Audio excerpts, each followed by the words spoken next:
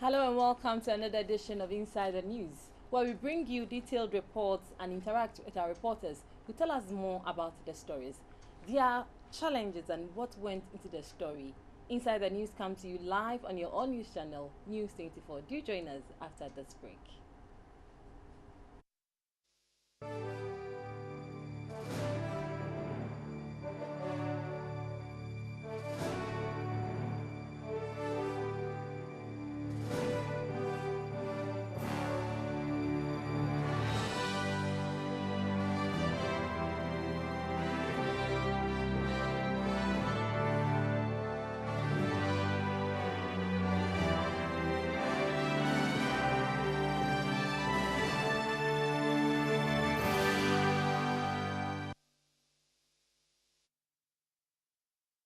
Welcome back.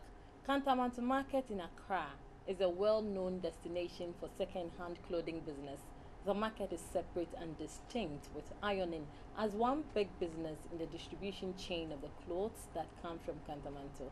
My colleague Rebekah Awuah has been to Kantamanto on the trail of the second-hand clothing business and has discovered that the ironing side of the business is a sight to behold. A very important market in Ghana is the Kantamanto market, situated in Accra.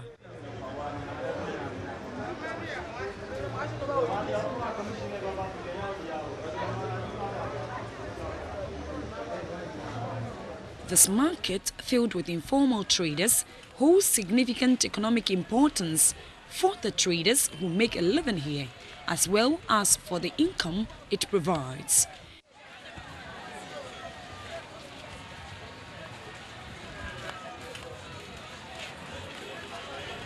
There are over 30,000 traders in the market selling all kinds of wares, from used clothing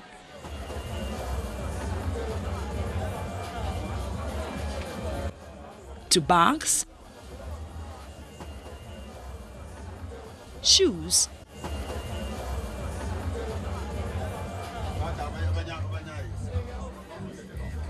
and other household items. Kantamanto can be said to be an industry on its own.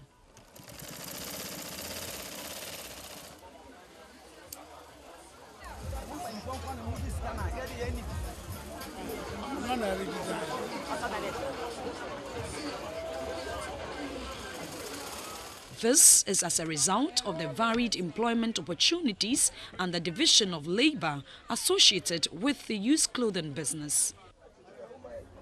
Meet 54-year-old Maxwell Mensah. He is the head of one key sector in the market, the ironing division.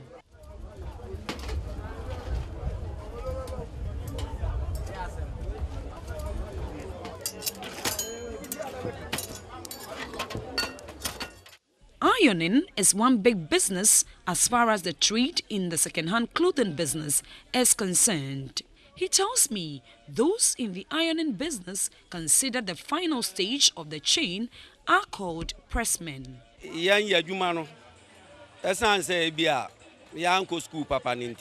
We are called pressmen, influenced by our low level of education and the nature of the job, where we press the iron on the cloth. The business here is tough.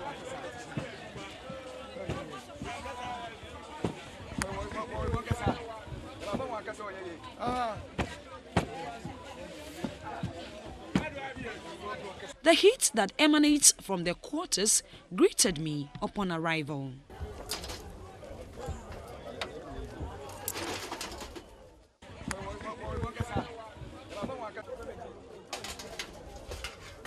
But what impact does this have on their health? We are normally down with malaria and fever, but we usually drink coconut water and blood tonic. This keeps us healthy, else we can't do this work.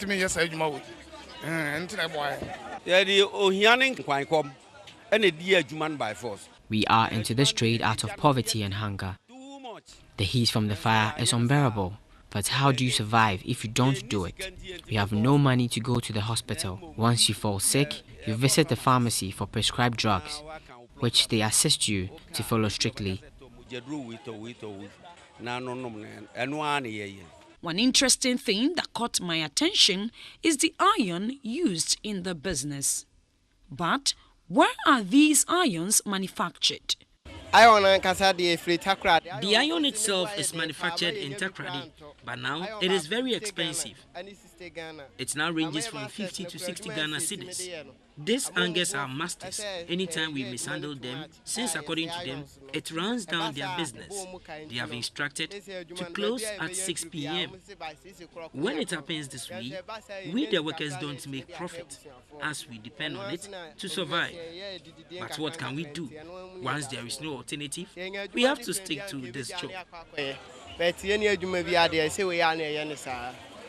A closer look revealed that workers here wrap the clothes with calico before work begins.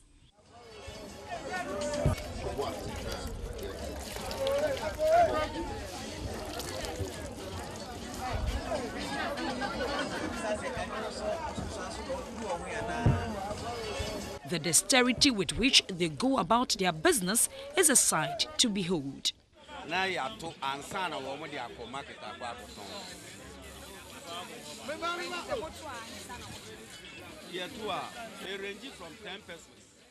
I've been in this business for the past 4 years. What exactly are you into? Our main duty is to iron the selected clothes bought by the traders.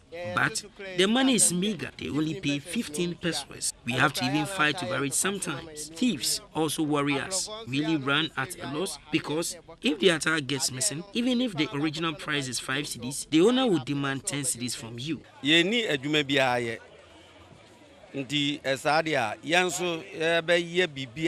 At least Because we had no job, we had to devise a strategy. We started buying irons and tables to help in the distribution chain. Traders say their customers complain a lot anytime the clothes look crumpled. We have to neatly iron it to boost their market. How long have you been in this business? I have been doing this work for the past 25 years. Do you need a special skill or training to do this? I would have done a lot of good if I had any training to do this, because the work is very difficult. Why do you wrap the clothes with calico before ironing? It prevents the attire from being bent. It also makes it look beautiful. Every work is important, and the traders here could not leave me off the hook without pouring out their concerns. No challenges there will be Nanso Okama for no wine. And the events, squeezy.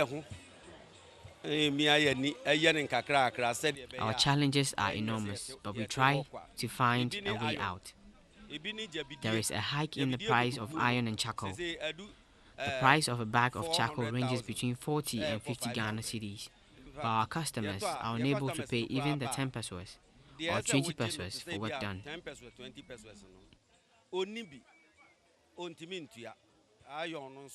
There's also a surge in the price of the iron, from 20 Ghana cedis to 100 Ghana cedis. So we are appealing to the government for support.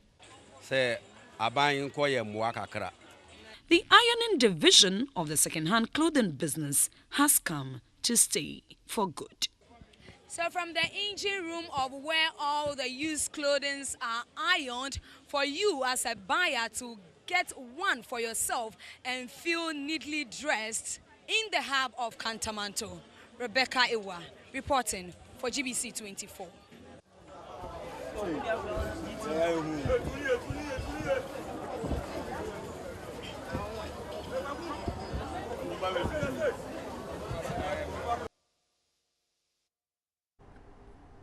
Ironing with skills. Rebekah, from the engine room of ironing, all we get our used clothing from. Welcome to the studio.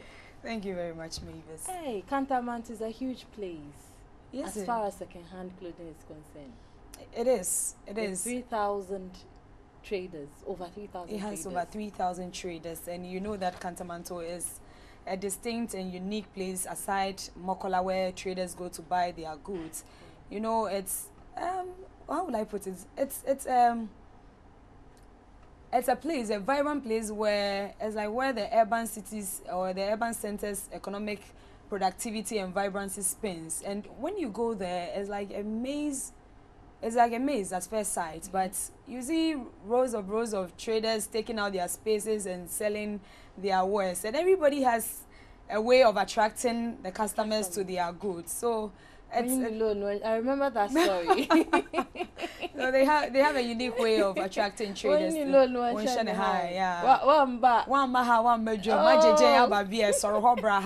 of that. Story, exactly. So they have a way of attracting customers to their goods, and it's amazing. And again, you see, it's from the story you could realize that from my narration I said that it's a whole industry on its own, because there's division of labor. There are people who do varied things, ranging from those who bring the goods from outside through to the ports, then it comes through to the wholesalers, where they also have to distribute it to the retailers, who in turn go to Ortrate. So there is the Ortration session.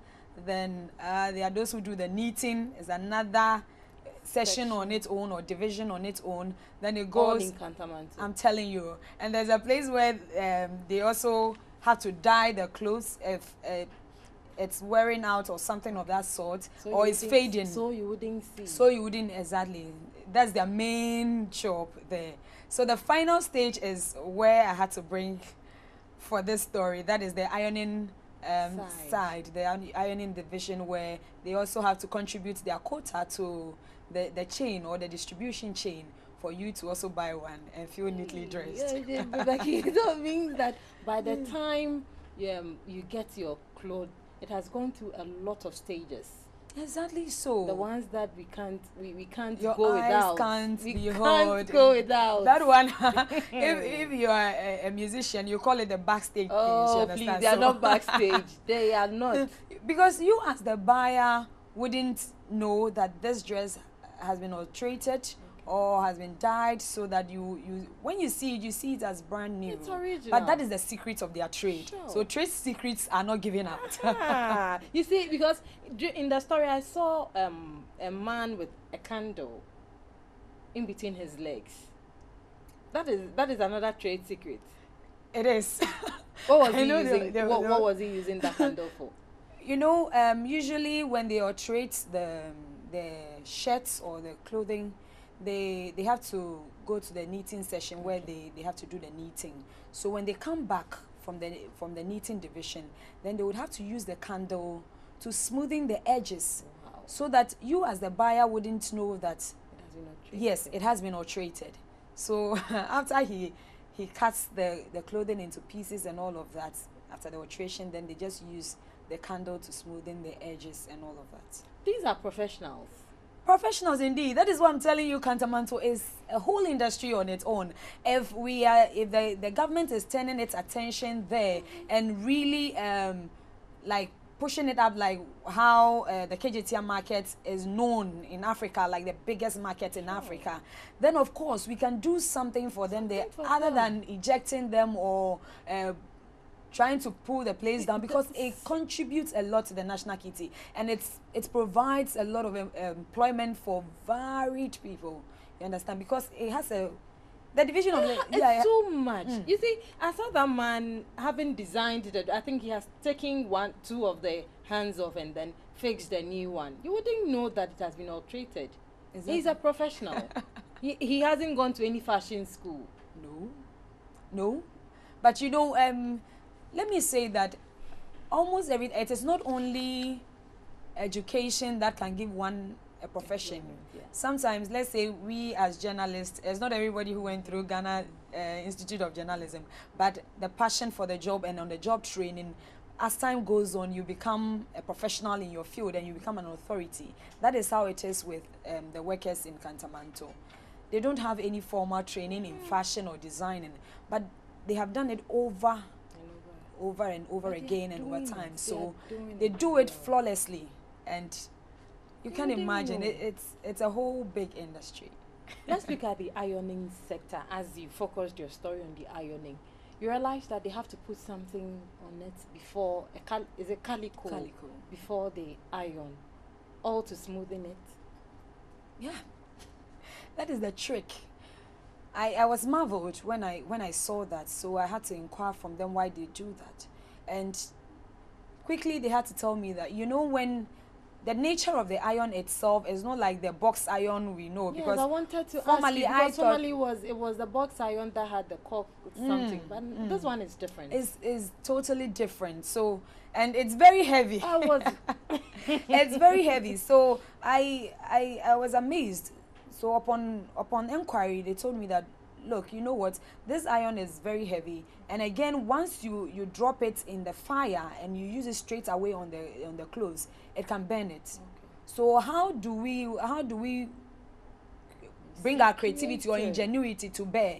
Then we have to devise a means, put something on it, so that once they bring the clothes to them, it wouldn't burn. It will become another cost that you as the pressman, yes, you would have to pay for, or the presser has to pay for. So they devised that strategy, just being creative about it. They dip it into water, they squeeze it, then they lay it on all the clothes, and they iron at a time. So you could see that from the story, they don't iron the things one after the other, just as we would do in our homes. They pack everything, they fold them very neatly, and they drop them like that and put the clothes on it, or the calico on it, and iron it neatly. So by the time they are done and they pull it off, they have about 20 or 30 clothes that they, yes. So it all comes out very well. This is a factory. Because after, you wouldn't do it one after the other. You do 20 at a time, and then you are gone. But the ironing, where do they get the iron from? I hear it's so expensive, but they charge 50 pesos, 20 pesos. It's a problem. You can't imagine where you invest a lot into business and the returns is not that good. Sure. Then obviously they might be running at a loss. But the iron itself is from Takrade. As the guy in the story said, he's called Kwekumeno. That's his name. So he told me the iron, they are specially manufactured for them in Kantamanto. There's a factory for that. So it comes from Takrade, and formerly they used to buy it for 20 cedis. But now there's a hike in prices, and it's shot up to 50 cedis, entering into 100 Ghana cedis. And when traders come and you have to iron for them, and they will pay 10 pesos, 15 pesos, 20 pesos, and from what the head of the ironing division even said, Maxwell Mensah, that's his name, sometimes they don't even get the money to pay them. So you can imagine. Okay, then it means it's a department on its own with a head. Exactly. Having employed people there. Great. Oh, Becky, I thought it was individual business in there. No, but even if they are individual businesses, but in every human society, even though you're coming from different places, you need to get one person as your leader who coordinates and controls. When there's a fight, when there's something, there's one person. So they have elected somebody to also speak for them. Because in Kantamanto, they have the chairman for the Kantamanto Traders Association. Let me thank him very much, because he did a very good job. He's called Fela.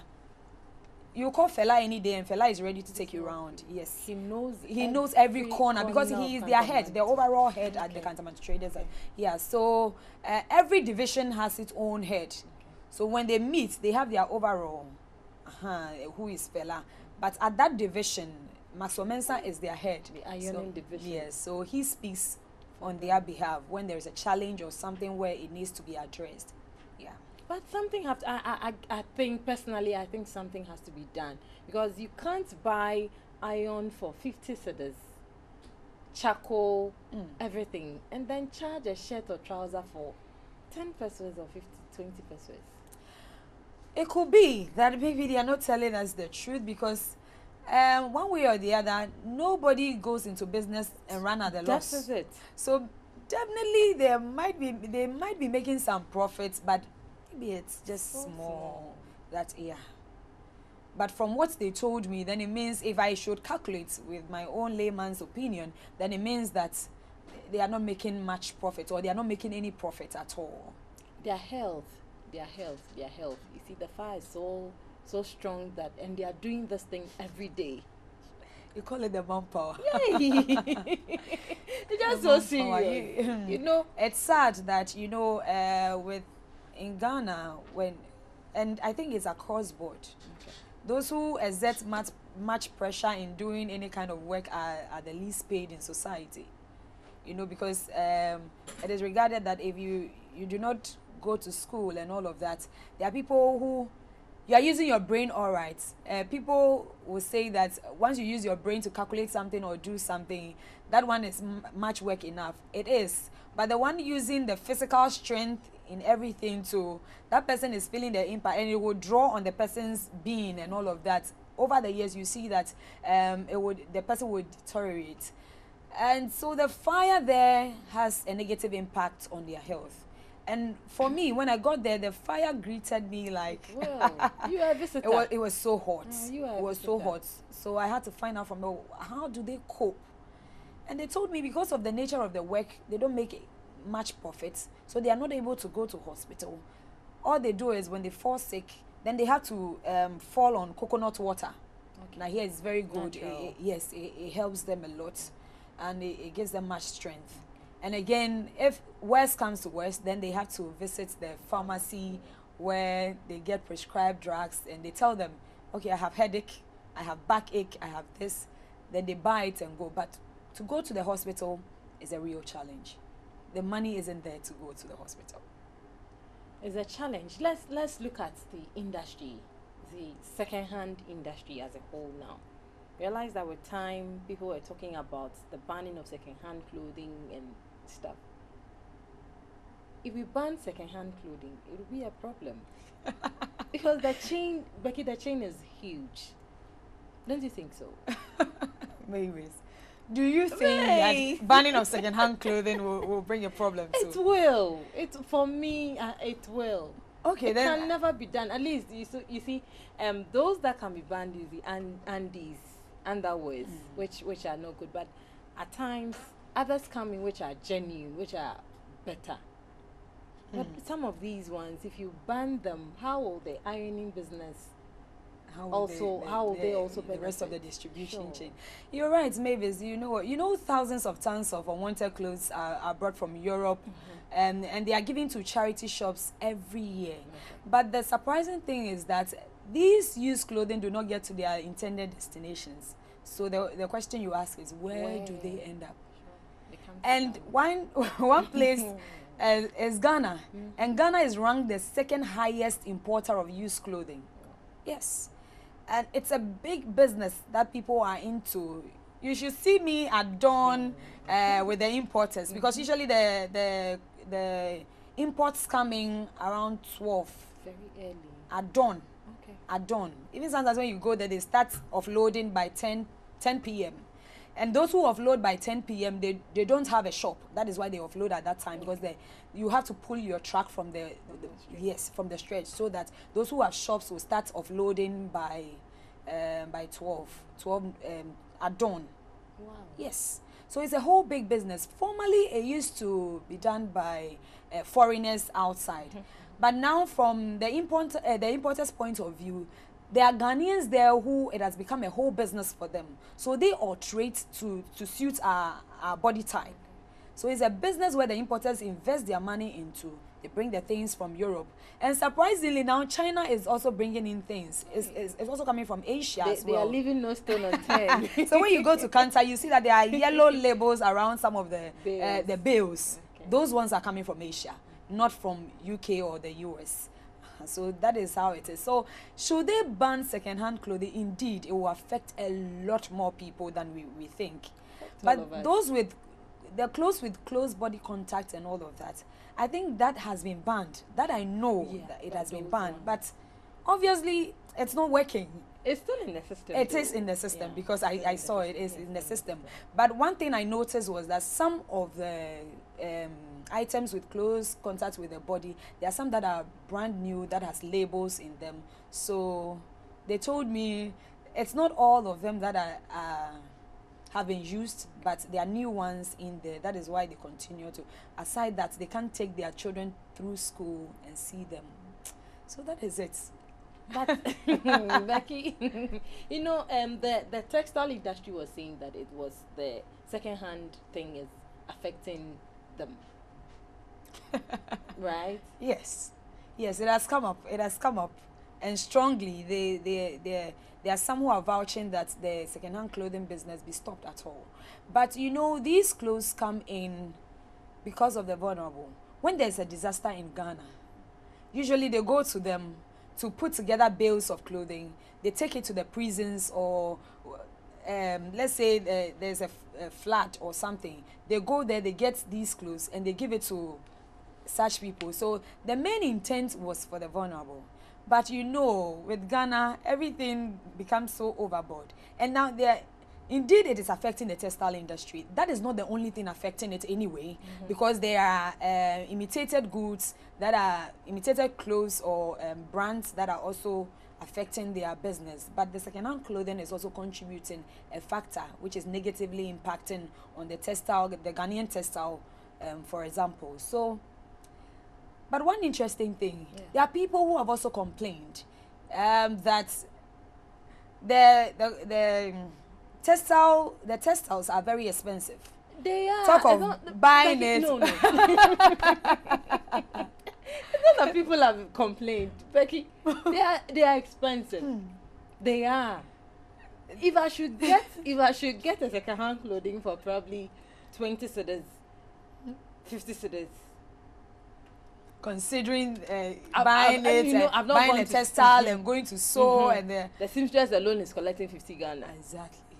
The textile, the same plights the people I spoke to talked about. So I know, but you know, the quality also counts. Okay. Quality also counts. You know, with our Ghanaian textiles, I wouldn't want to advertise for any brand, but we know there are few that are striving now. The other textile industries have closed down due to raw materials that they are not getting and all. But let's take, for instance, GTP sponsors GBC 24 News, and we know GTP, we know the quality. Let's take it, for instance, you are going to marry a woman. Can you package second-hand clothing there? For that one day. You go for the asobayers and all of that. Go for the kafuas. Yes, but that one. So there are times that the issue is, there are times that you use the textile, but there are times that you're going to use second-hand clothing. Exactly. You get it. So I think there should be stringent measures somehow, but banning it totally, I know it won't work. There should be a balance somewhere. Yes.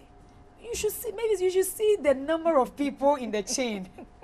Because I have gone through all the chains. I have gone through all the chains. So I know. Starting from what? Starting from dawn, I was there by 10 p.m. I slept there till 12 midnight when they started offloading and all. I've gone through all the chains, and I know all the people from the top right to the bottom.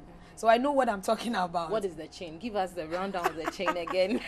Okay, so what it is that importers, formerly they used to collect money from the retailers and buy the stuffs. But now they are not doing it like that because there's no money in the system. The retailers complain. So the importers have to fund it themselves. They liaise with people outside Europe, Asia, and all of those. And they have to organize the goods and bring it to Ghana. So it goes through the ports. Okay. And when it goes through the port, they are charged import duties. So in the first place, the country is taking its share. Okay. So how can you say you will ban it? They don't smuggle the goods through the bushes and come and sell. It goes through the proper channel and they bring it into the country. Once it comes, those who have warehouses will have to stock it into their warehouses for the retailers to come and buy in smaller quantities, sometimes on credits, and they have yes, when they sell, then they bring the monies back. But when you go there at dawn, it's so interesting. You can't get a place to even put your foot. There are people who come from Burkina Faso, Cote d'Ivoire, and all of that to come and buy from here, Ghana. Because Ghana, as I told you, is the second importer, the second highest importer of its second-hand clothing. We are giving the country money. A lot of money. A lot of money. So maybe what we should be checking is those who smuggle the goods into Ghana. And probably the kind of things that they bill. What is in the bill itself? Because a number of times the traders complain that the bill is full of chaff. Sure. Chaff, that is somehow right. But you know, with the importers, when I spoke to them, they have a stock lists. Okay. So they know that this bill, they label it, they have a way. When they say LT, it means ladies t-shirts. Okay. So they know this bill contains ladies t-shirts. These ones have shorts, like men's shorts. These ones are, how do you call it, pullovers. So they write it, they have acronyms where, so they take the stock like that. But when it comes, something that somebody is doing outside, it is very difficult for you here to check it. So obviously there might be some that are not good in there, but because everybody wants to make profits, they would include it. But it's not all the goods that are chaff. Sometimes you might get the larger portion being good stuffs, and that's just the first selection. So there's the first selection, the second selection, and the third and the last ones. That one you go and they are selling it 50 pesos. You know that. And you get somebody to buy. Exactly, because it meets the the demand of that person. Yes. Okay, so that is the chain. After from the importers, the retailers come to buy from them. People come from all over the country and outside Ghana and neighboring countries. They all come, because when I went there, I saw people who had come to sleep overnight. Yes, so that they can get the best of the products. Yes, once the retailers get it, they also give it out. They sell it. There are people who also come and buy from them in smaller quantities and sell it one after the other. That is where it moves from the dyeing side. So once it gets there, if some of the clothing are very big and all of that, and you know, if it's the US size, they told me they like the UK products because that is our size. Yes. So with the US, they are very big. So once it's a US product, or maybe a Chinese or something of that sort, they take it to the alteration session, where they also have to alter it to meet our standards. They take it to the knitting division. The knitting also does his own thing. Then of course there are people who also sew. Yes, so they will have to sew. If it needs dyeing, like the jeans and all of that, they will take it to the dyeing session. They will dye it, then straight to ironing. Ironing does its job. Straight, you see it by the roadside. 10 CDs. One in low, one shiny high, one baha, one bedroom, magic jane, have a BS or Hobraha, says Sian, they have all manner of things that they say so that you can buy their goods. Well, they have all manner of things they say so that you buy the goods. We can't do without it, Becky. We just can't do without it. That has been Inside the News. Do join us again next week for another interesting episode. Thank you.